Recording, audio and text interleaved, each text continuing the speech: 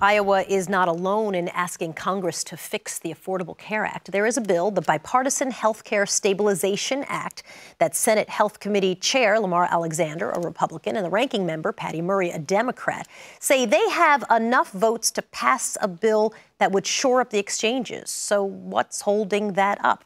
The former Delaware governor, Tom Carper, is the state's senior senator. It's nice to have you back. Thank you. It's nice to be here. There are equal numbers of Republicans and Democrats who support this bill, and Mitch McConnell has said he's not going to bring the bill to the floor for a vote unless he gets a guarantee in advance that the president would sign it, which I'm not a former governor, now senator, but it sounds kind of backwards to me.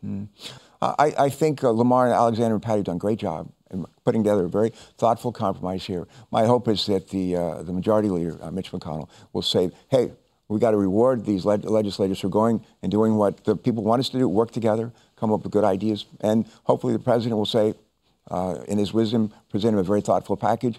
Let's do that. One of the beauties of what Lamar and Patty did is they scheduled back right after the August recess, early September, 4 bipartisan hearings in the successive 2 weeks. They had governors. We had insurance commissioners like the fellow that's coming in from Iowa.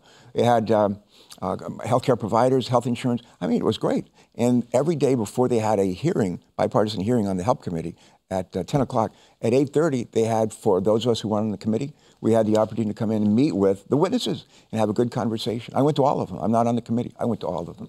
And I learned a lot. And one of the things I learned is, if we will do this, if we will stabilize the exchanges, it's be a confidence builder, really, for Democrats and Republicans, that we can do this. We can do other things as well. And if there's some people who don't like the individual mandate, well, let's have a hearing that just says, what are the other options? What's working in other states, other countries, and let's learn from them. We need to rethink the entire way hospitals are set up, right? Because right now, if you're getting paid a fee for service, you're completely incentivized to do all of those. The sort of the undercurrent behind the Affordable Care Act, as you know, and you're suggesting it, for years we have basically spent money when people get sick. Right. It's sick care.